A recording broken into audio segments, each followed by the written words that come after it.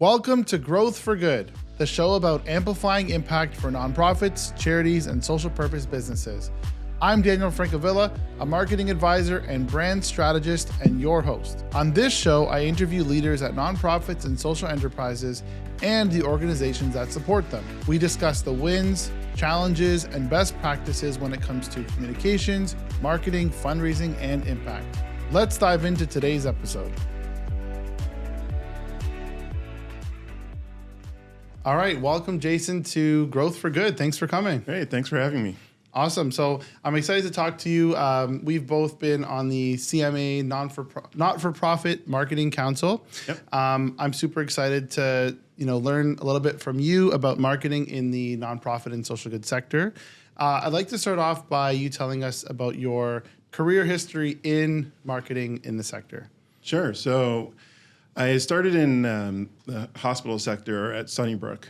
So sort of doing the same role I do now, direct marketing, working on leadership and annual giving, and made my way from Sunnybrook over to KMH, and then from KMH over to Princess Margaret.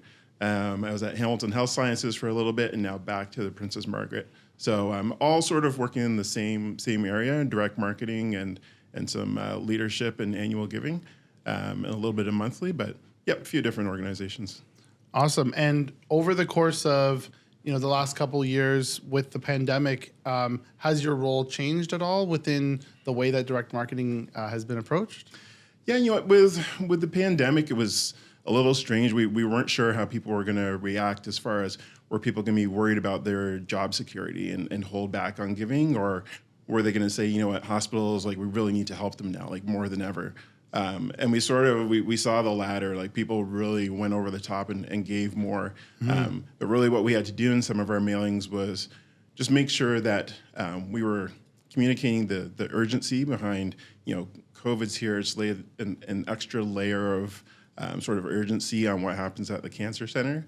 But also that, cancer hasn't stopped because COVID's here. So it was kind of balancing that messaging and, just kind of stressing the urgency in both areas. Yeah, and of course, you would have gotten a lot of additional, media mentions and press coverage, but of course, you work specifically on the foundation side. So right. I'm assuming the additional awareness did help because people saw the gaps, right? Yeah, for sure. People saw the gaps. I don't think a lot of people didn't really realize the pressure that can be put on a health system by having one, sort of like a pandemic or one crisis come in, whether it was COVID or, years ago, if you go back to SARS, something like that. People don't realize just how fragile that system is. So I think it was, a lot of people reached out and gave extra gifts. Some of the people we've seen come back year after year as far as continuing that giving. Mm-hmm. Other people have made one-time gifts. They've helped in the way that they can, and now we're not seeing them come back. So a little bit of both as far as ongoing support or support just like in the heart of the crisis. Right, exactly. You're hoping that habits will change and that awareness will kind of stick around as well. Right. I'd love to know just.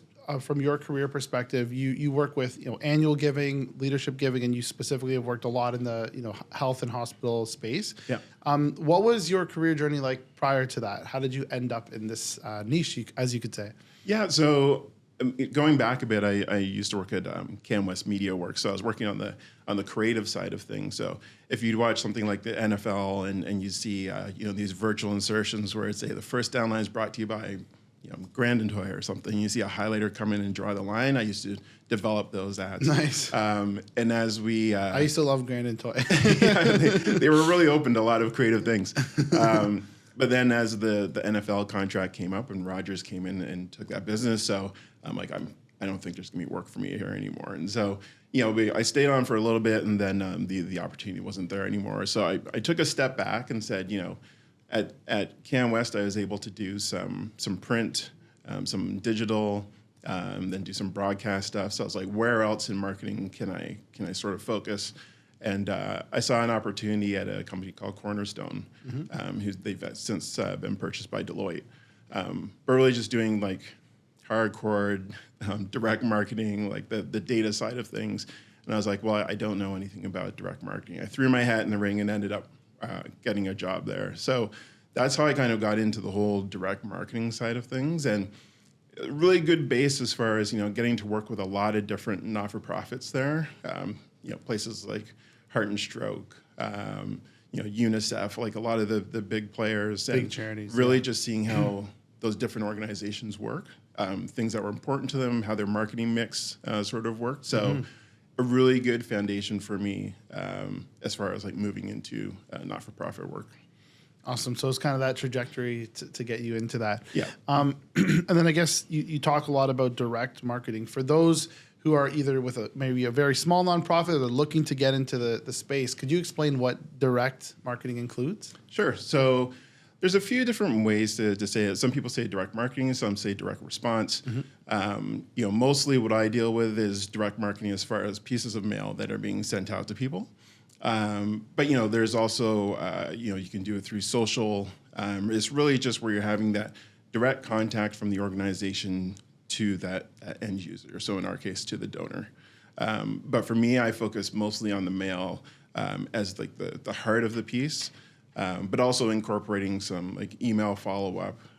We'll try to tie it into, different social posts. So really having a little bit of a mix as far as how we're contacting people. Right. But for me, it's the heart of what I do is in the mail. One of the things that one of our previous guests spoke about was how important it is to have data and to be able to use this data to, inform decisions and pivot the messaging, for example. How does that work in the world of, print marketing or mail marketing? Yeah, so data is huge. Like it can be understated, especially right now. We're seeing all the costs in print are just skyrocketing. Paper costs more, the printing processes cost more. So you can't afford to, go that old school route of just, where they used to say spray and pray, right? just hit everybody. You just can't do it anymore. So you really have to rely on your data to make sure you're targeting the right people, make sure that you're speaking to them in the right language. If it's donors, you're talking to them about things that they want to hear about, right? So it's really just, I always say to our team, like, just listen to your donors, right? Listen to the data. Like, look at what are people responding to, what are they interested in, what's the data telling you. But then on the other side of that, a lot of focus is put so much on data, and a lot of times people forget about the creative side of it.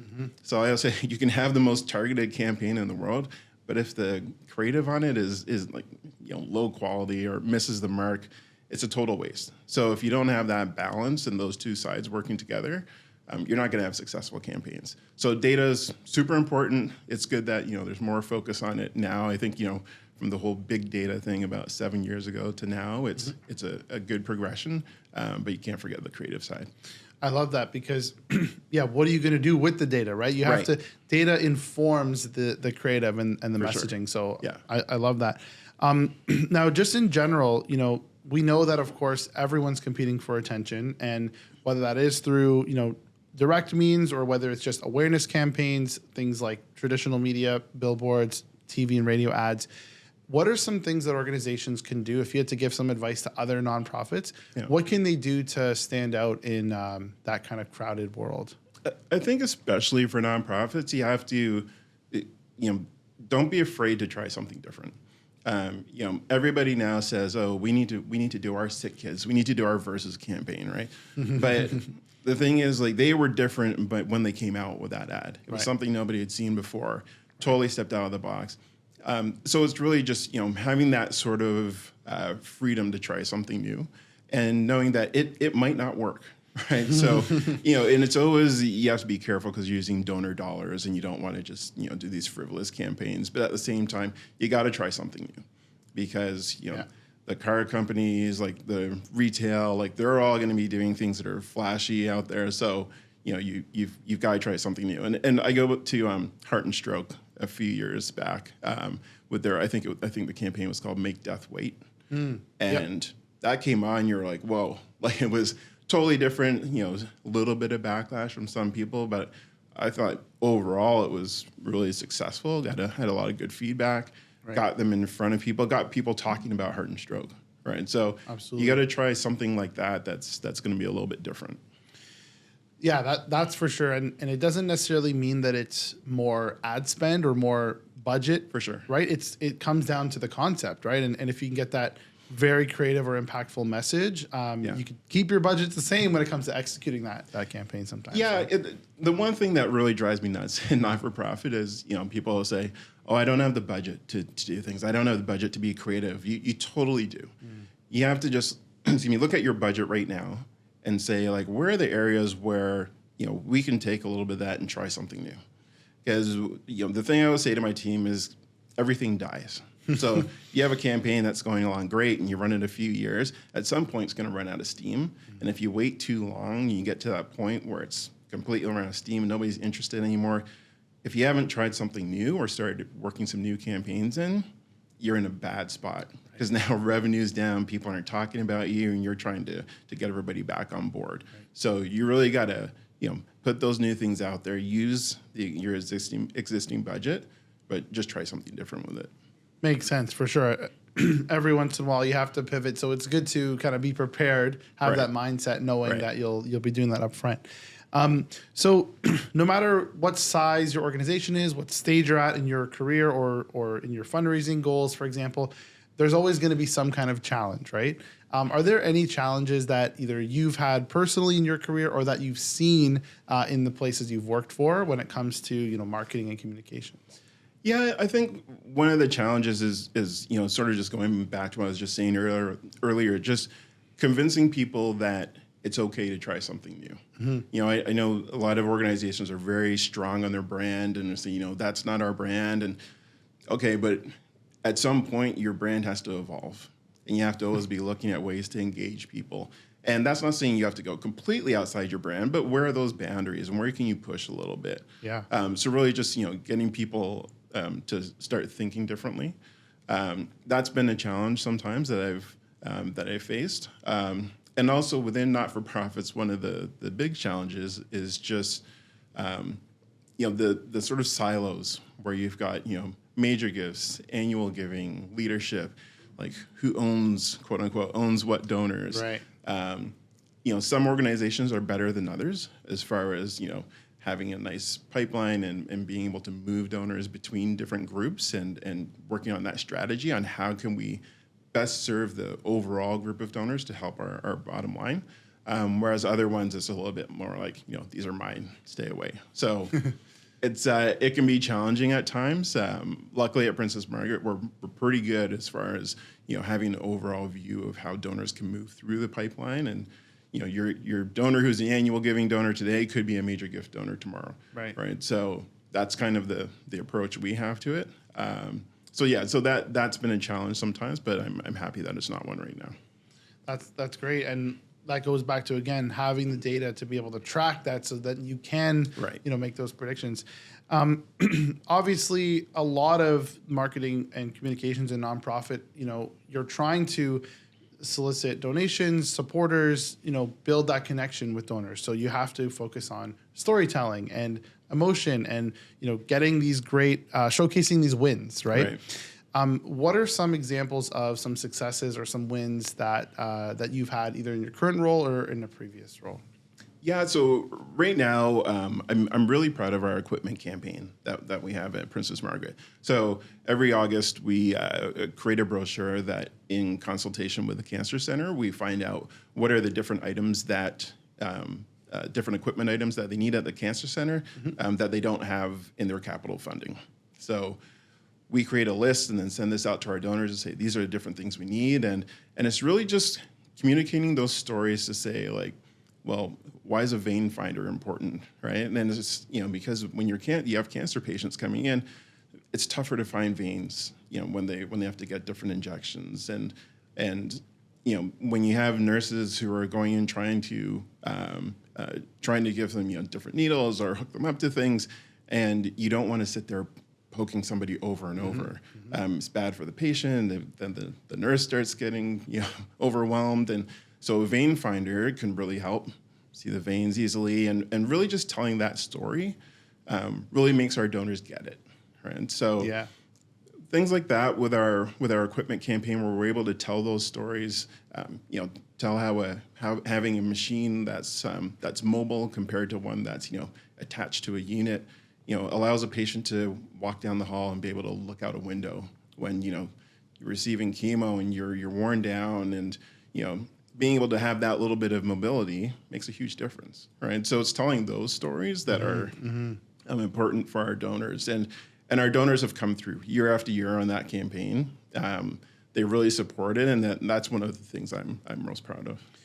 I think that's incredible because celebrating the successes also comes with educating, right? You're able to actually educate the public, whether they're going to become a donor or not. They now have this awareness. I think it's a great kind of two-sided thing there as well.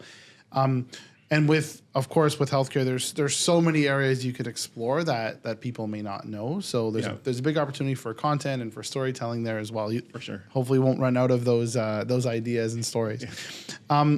So whether you've personally learned from your experience in the sector, on the job, other associations you've been part of, for example, what are some of the principles or best practices when it comes to marketing and communications for nonprofit that you could share to maybe help other organizations?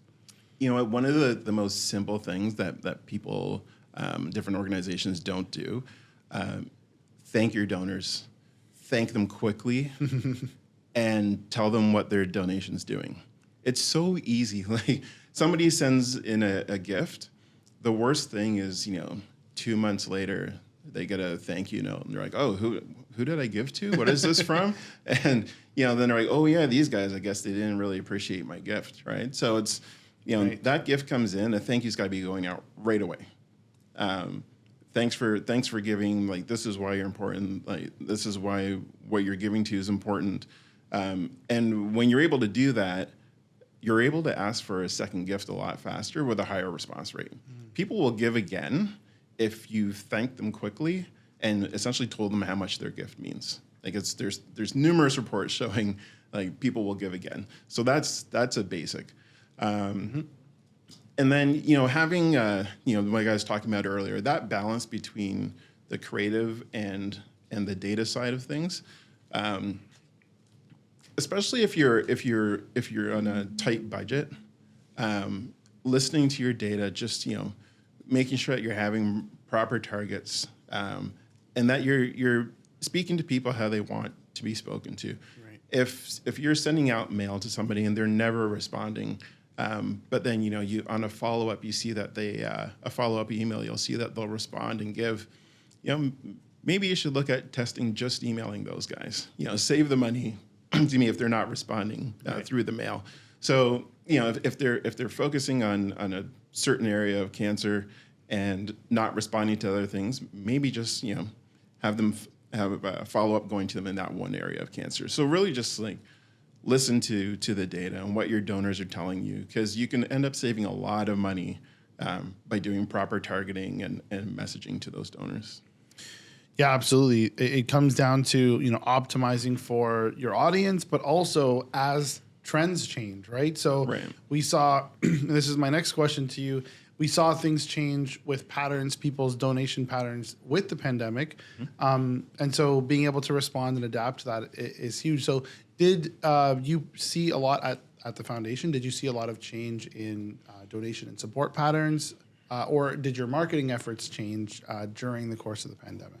So our marketing efforts didn't change a lot. My sort of approach to it was, let's see how things pan out over the first bit here, and see how our donors react to sort of our standard marketing. And so that worked, as far as just staying the course, and numbers were good, and donors were responding more or less in the same way. One thing we did see a lot of was just having unsolicited gifts showing up. So, people were just going online and just donating to the cancer center, not to a specific fund or anything like that. Just here, this is how I can help. So, that's like one of the big changes that we saw. Right. And then it's just, looking at those donors and retargeting them, because you don't really know anything about them other than, the amount they gave and their address, right? So it's really just, trying to find out what specifically are they interested in, whether it was just something to support during COVID. So that's sort of like that testing area. And if you have the budget where you can do some of that testing, it's great to try it through the mail.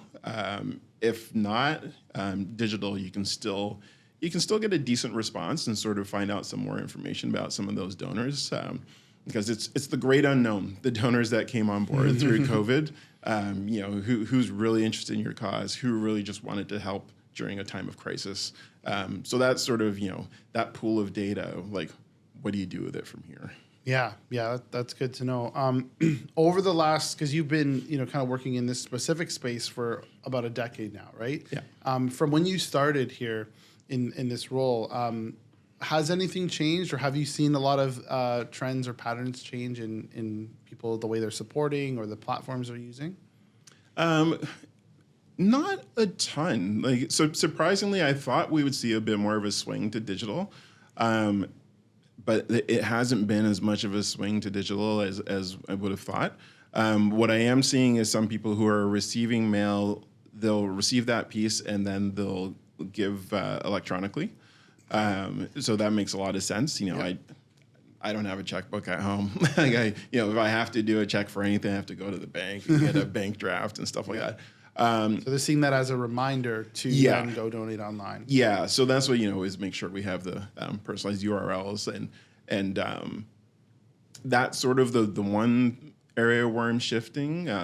But the question though is then, do you want to stop mailing those people and just communicate with them digitally? And then that's the risk, right? Do they like getting that piece and then responding? Or can you just go to them straight digitally? Yeah. So it's tough. One of our past guests on the first season of the show spoke about how with his organization, he was executive director at, some of the donors, especially the younger ones, said that you're the only piece of mail I've gotten at my address. Right. And so they actually value that more, right? Yeah. Especially people who are, again, 95 or 100% digital today. Yeah. And so that meant a lot more to them, right? And they wanted to take action. Whereas others, again, the argument is like, maybe you have piles of mail and it gets lost in there too. So it is a balance, but again, it sounds like you're constantly monitoring that and you have the ability to track those donations, where they came from, and you're able to adjust as needed, right? Yeah, and we see that same thing too, where, we have that anecdotal data where, younger donors are saying I don't get a lot of mail. So this is, I take it, I read it and I have it on my desk. And we see that in some of our mailings where, some mailings have a longer tail because it has that sort of shelf life. Right. Like, is that thing cool enough that it's going to sit around on somebody's desk as opposed to, or desk or table or wherever, as opposed to just getting thrown in recycling. Right. So, and that's where the creative aspect comes in. If it's something that looks good and really communicates that message and it's something that can hang around for a while, we'll see gifts from our spring newsletter and, it'll be December and we're still getting gifts to it. And it's just because it's we know it's sitting there. So, that sort of the younger demographic, we're seeing, some of that sort of where they appreciate getting those mail pieces. But in our leadership area, we don't have a strong younger demographic. It skews a little older. But that's one thing that we are seeing in leadership. Awesome. Now just shifting gears a little bit to talk about, a lot of these campaigns, a lot of the efforts are, year round. I'm sure there's specific times of year that you have different pushes. Mm-hmm. It's kind of cyclical depending on the organization and who the donors are. I wanted to ask you specifically about the Ride to Conquer Cancer. Yeah. How does that play into the overall kind of fundraising efforts? So my dad's participated in it for a few years now, and I think it's incredible. It's like the energy you see, this in-person event. Even during COVID, there was unofficial ones where people were doing it independently and still raising the money. So I'd love to know how that plays into the efforts. Yeah, so Ride is remarkable. And like you mentioned, even during COVID, when we couldn't do things in person, we're doing virtual rides, and people were doing their own events, and that just shows the staying power that campaign has, that event has. Yeah. And it permeates through the whole organization. We've got in our office, there's a bike up there in the hallway on the wall. It's a good reminder each day, just how important that is. And we, as far as how we integrate donors throughout the organization, We really try to make sure that the ride donors is a special thing, right? So we usually try to stay away from, at least on our side, marketing to some of those donors, because we want to make sure that they're focused on that ride, because it's a lot of money that they have to raise as a rider. They'll have a good group of supporters that are supporting them, so we try to be really respectful of that area, but more just like the sort of thought of that ride overall, and just how it's such a big community event, and that's what it really is now. It's more than the Princess Margaret. It's a community event. It's something that people look forward to each year. Something they tell their friends about. Where they're not only fundraising, but they're talking about the cause. They're talking about the friends they've made, and so it's just something that's bigger than the Princess Margaret. Now it's a really huge event. It's great to see, and I see different groups. I was there in Niagara Falls at the finish line a couple times, and you see these there's families, there's companies, there's like entire teams and groups, and there's a lot of energy. So it makes sense that it is a major event, it is a major fundraising initiative for sure.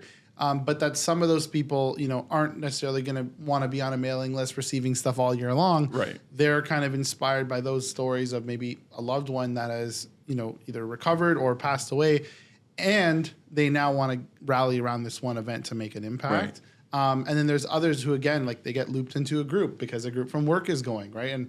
And they're doing it to support their colleagues and their team there. So I guess there's different reasons. But it makes sense that, again, like you'd want to re-engage people, year after year and capture that energy again for sure. Yeah, and the ride team is really good at that, re-engaging donors and keeping them informed of what's going on. And there are donors who are ride donors, but also support in other ways too within the organization. So we're careful to make sure that for those people, like, they're getting their ride information, but if they're supporting through major gifts or through leadership or something like that, we're communicating with them on different levels. So they're we have a really strong donor community, and the ride donors are a special part of that. That's awesome. When it comes to content that you consume, so in the marketing space, in the fundraising space, communications, are there any books, podcasts, blogs, or anything that you recommend or share? There's a magazine that Canada Post puts out called Insight, and it's excellent. It's so good. I honestly wish it came out more often.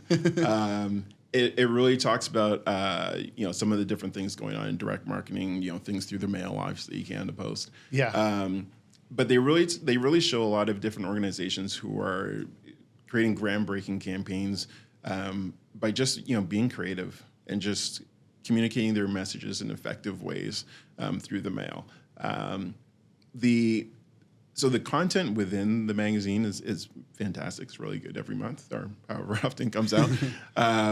But also the actual magazine, the design on it is just excellent. Each month, like, it has such an innovative cover design, and that usually links into what's going on within the magazine itself. But yeah, I can't say enough good things about that magazine. And a lot of times, different ideas that I'll have is spurred on from seeing something within that magazine. Interesting. And that's just provided. Is it meant for specific clientele of Canada Post, or is it just open to anyone can kind of subscribe? Anyone can subscribe. Cool. If you go to the Canada Post site, cool. You can sign up. I believe to get it delivered, but also you can check it out digitally too. So it's really good. There's a few other just digital sites, and one that I'm totally blanking on the name right now. But really just pulling in different ads from all over the world. I really like to, for our marketing, really not try to focus too much on what are other not-for-profits doing, because a lot of the times they're doing the same things. And what I try to do is within not-for-profit, I'm always saying, I want to find out, like, what are the different car companies doing? What's making them interesting? How can we tie that advertising into what we do at Princess Margaret? Right. If there's something cool, like if what's Apple doing that's really connecting with people? What's Samsung doing? So it's really it's not about the product itself. It's that method of communication. Like, what are they doing that's engaging people? So those are the kind of things when I'm looking at those different ads, and just finding out, like, how can we tie that back to what we're doing? Because a lot of times people think of not-for-profit and you think boring, right? So it's really just finding, like, ways to be creative and sort of piggyback off of some of those campaigns. Yeah, and that's really important. Is I often speak about the kind of cross-pollination between different sectors and different ideas like that. And I think that's why being part of associations, groups, networking, with other marketers doesn't mean they have to all be nonprofit marketers, but For sure. even just sharing those learnings from, successful campaigns from brands, because ultimately they're appealing to the same end user, right? Yeah. Different messaging, different branding, of course, but you still have to, it's all about attracting attention, right? Right. Getting attention and getting some kind of response or emotion, right? So Yeah. that's how it works. I wanted to ask you before we wrap up about the Canadian Marketing Association. So you've been on the Not-for-Profit Council for, I believe, 6 years now, and you're now with a co-chair of the council. Tell us about kind of what the council does and why you're so passionate about being part of it. Yeah, it's funny. I think now going to my 6th or 7th year, and I always joke that by now I should have a special jacket for it. It's like I've been around for a while, but it's just the thought leadership within council is just so great. We have such a wide range of knowledge within council, where we have people who are at like Toronto Public Library. We have different charities. We have people at George Brown College. So it's really hearing how some of the challenges different people are dealing with and the things that they're doing to overcome those challenges, or some of them that they haven't been able to overcome yet. So I really love that thought leadership and, people talking about the really different innovative things they're doing. But then also I like a lot of different things that CMA puts on overall, as far as, some of the morning, like, breakfast sessions where you get to go and hear different presentations and things outside of not-for-profits. When, you have the, brand council or, MarTech and some of those presentations. For me, it's a really easy access point to say, like, where can I gain knowledge? All within the CMA. It's just a matter of, attending different events, or also being part of council. So that's really why I've stayed on for so long. And, great for networking, but really just the idea generation. It's probably one of the things I look forward to the most each month is just, hearing what a lot of different people within CMA have to say. So I don't know how much longer I'll keep going with it, pretty much as long as they'll have me around. But I'm really enjoying things with CMA. I love that. And the thought leadership piece, but also just the exchange with peers, because especially, of course, we're in a virtual world now for things like this, but it actually allows us to bring together people from across the country, as, the CMA is a national association. Yeah. And I think it's, a lot of times, whether you're in a nonprofit or not, in-house agency, you're kind of working in silos, right? So it's great to be able to exchange with those peers as often as possible, right? Yeah, and the one thing I would love to see within some of the CMA councils is really some more collaboration from across the country. We get that critique, that criticism sometimes that we're a little too Toronto-centric. And, a valid point. Over the past few years, we've been able to have some people from Calgary, and right now we have people in Winnipeg on council. But I'd like to see a little bit more involvement from right across the country, because I think we are missing out on some ideas and some challenges that different regions face. So I would love to see that moving forward. But that's a long-term goal. So we'll try to keep getting the word out, and people on the West Coast, East, and in Central Canada, we'd love to see more involvement. Awesome. We'll run some ads on this episode, Sure. And we'll target specifically people in other provinces. I love that. To wrap up, and thank you so much, Jason, for all your contributions today. What's one piece of advice you would give to leaders in the nonprofit or charitable sector? Really, just don't be afraid to try something new and to possibly fall on your face with it. You're only going to get to that next level if you're trying new things, and as far as I know, a lot of the times with different boards and management structures, a lot of times it's that if we invest in this by the end of fiscal, we have to see a return. And just focusing on that single year sort of solution to things, it's very short-sighted, right? So just you got to look a little bit more long-term. Like what's a 3-year plan? Like if we're launching a campaign, give it a few years to gain some traction with donors, to get people interested. If you're planting a seed, you wouldn't expect a tree to pop up the next day, right? You gotta nurture it, help it grow. So really just try to do things that are a little bit different, but then give them a little bit of time. Because a lot of times in not-for-profit, you want to see that immediate return so you can go back to your donors and your board and say, look, we invested this and we have this much more in return. So it's, if you can get outside of that sort of single annual fiscal year thought process and also start to launch a few things that are a little bit more creative that, hey, maybe work and maybe not, but, take those learnings if it doesn't work and then, go back to the table and use that to help develop something new. That's really my best advice, especially in not-for-profit. You got to keep innovating because everything dies. That's an amazing way to end the episode. Thank you so much, Jason, for being part of this episode of Growth for Good. Thank you. Thanks a lot. Awesome. Thank you for listening to this episode of Growth for Good. The show is presented by Daniel Does and produced by CreatorClub in Toronto. You can find notes, links, and more about my guests at danieldoes.co, where you can also learn about ways we can collaborate. Feel free to connect with me anytime on LinkedIn or Twitter.